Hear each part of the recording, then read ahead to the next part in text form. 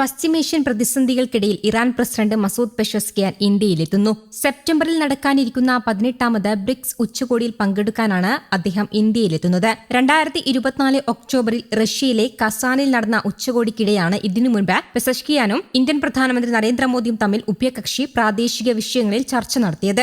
Egypt, Ethiopia, United Arab Emirates എന്നിവയ്ക്കൊപ്പം 2024 Iran ബ്രിക്സിന്റെ പൂർണ്ണ അംഗമായത്. 2025 ഇന്തോനേഷ്യയും ഈ കൂട്ടായ്മയിൽ ചേർന്നതോടെ പൂർണ്ണ അംഗങ്ങളുടെ എണ്ണം 11 ഉയർന്നു. പശ്ചിമേഷ്യയിലെ നിലവിലെ സംഘർഷാവസ്ഥയിൽ ഇന്ത്യയുടെ ഇടപെടലിന്റെ ആവശ്യകതയെക്കുറിച്ച് ഇറാൻ വിദേശകാര്യമന്ത്രി അബ്ബാസ് അരാക്ചി നേരത്തെ വ്യക്തമാക്കിയിരുന്നു.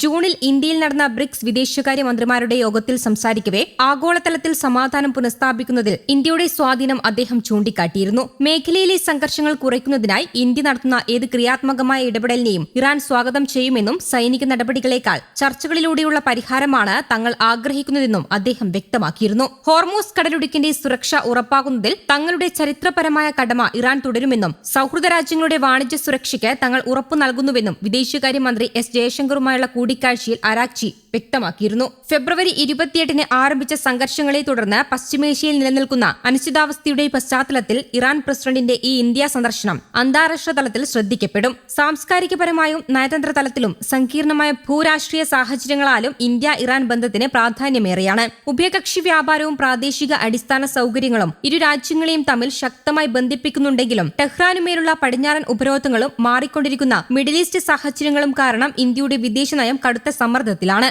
ചരിത്രപരമായി ഇന്ത്യയുടെ മുൻനിര എണ്ണ വിതരണക്കാരിൽ ഒരാളാണ് ഇറാൻ. വിലക്കിഴിവും രൂപയിലുള്ള പണമിടപാടുകളും ഇറാൻ വാഗ്ദാനം ചെയ്തിരുന്നു. എങ്കിലും അമേരിക്കയുടെ ഉപരോധങ്ങൾ കാരണം ഇറാനിൽ നിന്നുള്ള നേരിട്ടുള്ള വാണിജ്യ എണ്ണ ഇറക്കുമതി നിലവിൽ നിർത്തിവച്ചിരിക്കുകയാണ്. ബ്രിക്സ് സാമ്പത്തിക ബ്ലോക്കിന്റെ വളരുന്ന സ്വാധീനം ഇരു രാജ്യങ്ങൾക്കും പരസ്പരം കൂടുതൽ ഇടപഴകാൻ സാധിക്കും. വ്യാപാര ശൃംഖലകൾ സുരക്ഷിതമാക്കാൻ ലക്ഷ്യമിട്ടുള്ള നേരിട്ടുള്ള ചർച്ചകൾ ഇന്ത്യയെ വിശാലമായ പ്രാദേശിക സൈനിക ചേരികളിലേക്ക് വലിച്ചിഴയ്ക്കാതെ വ്യാപാര ബന്ധങ്ങൾ മുന്നോട്ട് കൊണ്ടുപോകാൻ സഹായിക്കും. ഉയർന്ന തലത്തിലുള്ള ഭൂരാഷ്ട്രീയത്തിനപ്പുറം ജോയിന്റ് കമ്മിറ്റി മീറ്റിംഗിലൂടെയും വിദേശകാര്യ കൂടിയാലോചനകളിലൂടെയും ഇരു രാജ്യങ്ങളും പതിവ് ചർച്ചകൾ തുടരുന്നുണ്ട്. ഇന്ത്യ പ്രധാനമായും അരി, ചായ, പഞ്ചസാര, മരുന്നുകൾ എന്നിവ ഇറാനിലേക്ക് കയറ്റി അയക്കുമ്പോൾ പഴങ്ങളും ഡ്രൈ ഫ്രൂട്ട്സുമാണ് ഇറാനിൽ നിന്ന് ഇറക്കുമതി ചെയ്യുന്നത്. മേഖലയിലെ നിലവിലെ അസ്ഥിരതകൾക്കിടയിൽ സംഘർഷം ലഘൂകരിക്കുന്നതിനും സ്ഥിരതയ്ക്കും നയതന്ത്ര ചർച്ചകൾക്കുമായി ഇന്ത്യക്ക് ഇറാനുമായി നേരിട്ടുള്ള ഒരു സാഹചര്യം കൂടിയാണ് നെതന്യാഹുവിന്റെ പരാമർശമെന്നതും ശ്രദ്ധേയമാണ്. ഗാസ മുനമ്പിൽ നിന്ന് ഇസ്രയേൽ പൂർണ്ണമായും പിന്മാറുന്നതിനു മുൻപ് ഹമാസ് ആയുധം താഴെ വെക്കുന്നതിനെ 70%-ലധികം പലസ്തീനികളും എതിർക്കുന്നതായി സർവേ റിപ്പോർട്ട് പുറത്തുവന്നു. ഹമാസിനെ നിരായുധീകരിച്ചാൽ ഇസ്രയേൽ പൂർണ്ണമായും പിന്മാറാൻ തയ്യാറാകാതിരിക്കുകയും ഗസയിലെ നരഹത്യ പുനരാരംഭിക്കുകയും ചെയ്യുമെന്ന് 72% പലസ്തീനികളും വിശ്വസിക്കുന്നതായി സർവേ അഭിപ്രായപ്പെട്ടു. Palestine centre for policy survey റിസർച്ചാണ് സർവേ നടത്തിയത്.